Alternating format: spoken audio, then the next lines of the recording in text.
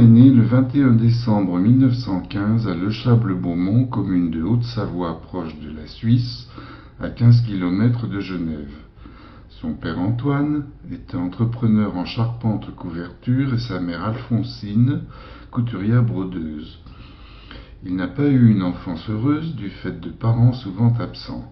Père sur ses chantiers la semaine, mère souvent au travail à Genève où elle était très demandée par les dames de la haute bourgeoisie locale, car elle avait, paraît-il, des doigts d'or. Ces absences régulières et permanentes lui forgeront une forte personnalité, parfois introvertie, qui caractérise la volonté, l'apprentissage par soi-même, la curiosité et la débrouillardise des jeunes un peu trop laissés à eux-mêmes. Mais cela lui sera utile plus tard. Adolescent, il décide qu'il deviendra instituteur et il entre à l'école normale de Bonneville d'où il sortira en ayant réalisé son souhait. Au service militaire, il est affecté à Nancy, repère 1, au 41e régiment d'infanterie motorisée coloniale, 3e bataillon, 10e compagnie motorisée. Pendant les temps de repos, il se rend en auditeur libre à la faculté des Beaux-Arts pour suivre les cours de peinture. À la déclaration de guerre, Fernand est mobilisé sur place et part au front. Il est capturé à Saint-Dié, repère 2, le 28 juin 1940. Il est alors envoyé au Stalag 5B de Villingen, en Forêt-Noire, dans le land de Bade-Württemberg, sous le matricule de PG 4214. Fernand est affecté au village de Schramberg, repère 3, où c'est la cartonnerie meilleure qu'il emploie. Avec ses camarades, il fera des actes de sabotage à la fabrication et tentera une première évasion en 1941 qui sera ratée. Ensuite, il fera la connaissance d'Yvonne Dubois, une Strasbourgeoise faisant partie des malgré eux, qui l'aidera à préparer une seconde évasion en osant poser nu pour un peintre afin d'avoir un peu d'argent et à voler un vélo. Schramberg n'a pas de gare ferroviaire, il faut se rendre à Schiltach à 8 km. Cette deuxième évasion aura lieu le 7 septembre 1942. Repris le 9, il fera 21 jours de cellule, 15 pour évasion plus 7 pour vol de vélo et 30 jours de prison. Puis jugé comme prisonnier posant trop de problèmes, il est alors décidé de le transférer à la caserne d'artillerie de Ludwigsburg, repère 4, pour une déportation vers Havarouska, repère 5. Fernand y arrive le 8 janvier 1943 et n'y restera que jusqu'au 17, puisque l'avancée rapide des Russes provoquera la fermeture du camp 4 jours plus tard. Il fait donc partie de tous ces prisonniers qui sont désormais transférés à la citadelle de Langeberg, repère 6, qui s'appelle maintenant Lviv, et il y restera jusqu'au courant avril. Nouveau transfert vers Kobierzyn, repère 7, pour un mois, puis vers Cracovie, repère 8, au K1806F, le Fliegerhorst, jusqu'en février 1944. Ensuite, il fait un bref passage au 9B à Bad Orb, repère 9, et il est redirigé au Bad Arbeit de Mannheim-Neckarau, bataillon 38, en mars 1944, repère 10. Il s'en évade le 25 avril 1944 avec son camarade Jacques Mandelpuech, qui sera l'auteur du livre Les chaînes brisées, dans lequel il raconte cette évasion en nommant Fernand sous le pseudonyme de Fernand Gerbaud. Après maintes péripéties, Fernand arrive à rejoindre son Chablais natal. Il a la chance de croiser un groupe de personnes, peut-être des résistants, qui le préviennent de ne pas retourner chez lui, car bien renseignés, ils savent que les Allemands sont déjà passés et le recherchent. D'autre part, il a besoin de se requinquer.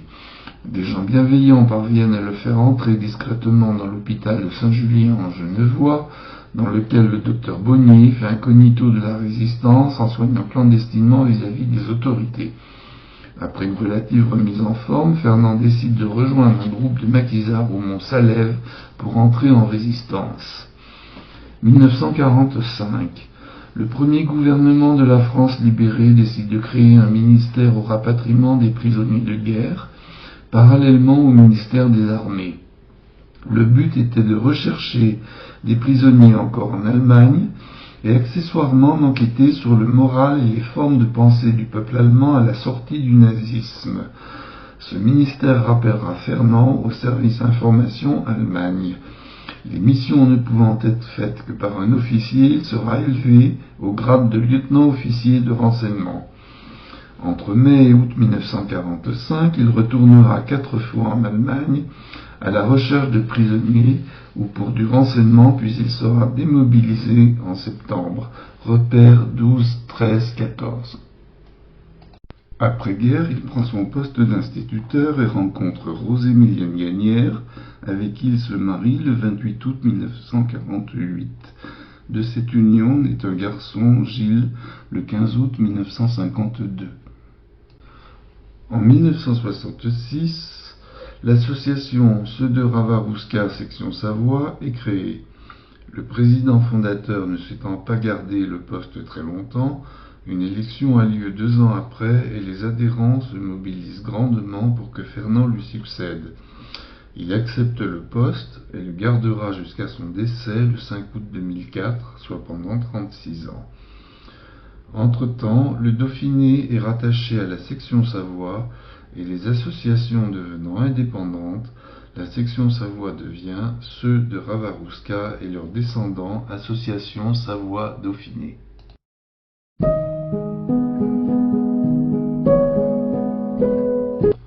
Schrankberg est un gros village au carrefour de 3 vallées traversé par un ruisseau.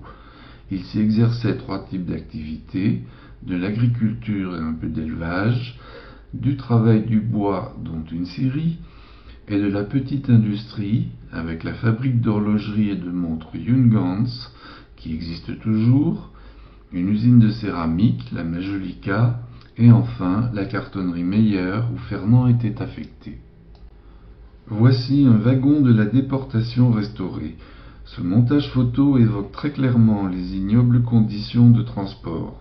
60 à 80 hommes entassés debout pour un voyage pouvant durer jusqu'à 8 jours, avec un bidon pour leurs besoins. Les malheureux essayaient de se serrer encore plus, afin de dégager un espace suffisant pour qu'un ou deux puissent s'allonger et dormir un peu à tour de rôle, si tant est possible. Reconstitution du camp tel qu'il était de 1941 à 1944 sur une image actuelle.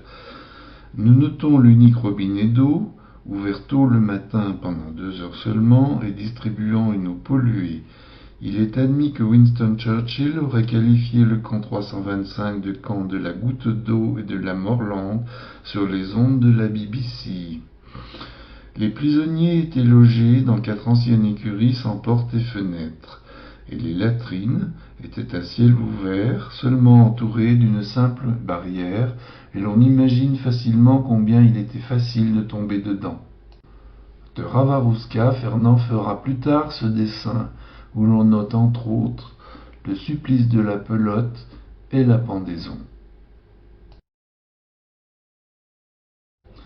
La citadelle de Lemberg, qui s'appelle maintenant Lviv.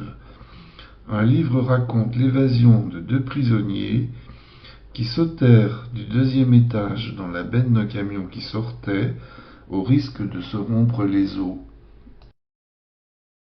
Madame Yvonne Soulas, née Dubois, qui a aidé Fernand lors de sa 2e évasion de Schrankberg. Le livre de Jacques Madelpuech, paru en 1974, Les chaînes brisées.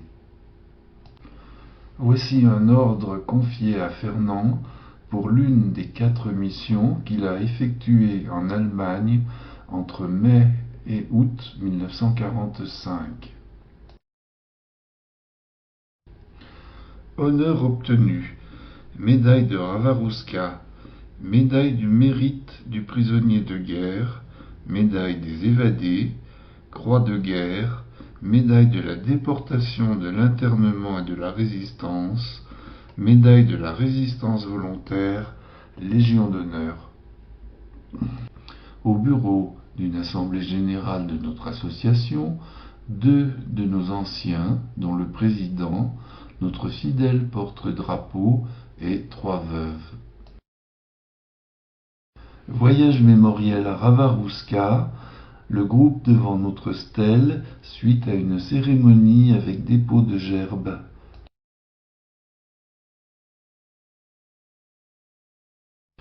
Cérémonie avec dépôt de gerbes à la stèle de Ravarusca au cimetière du Père-Lachaise de Paris.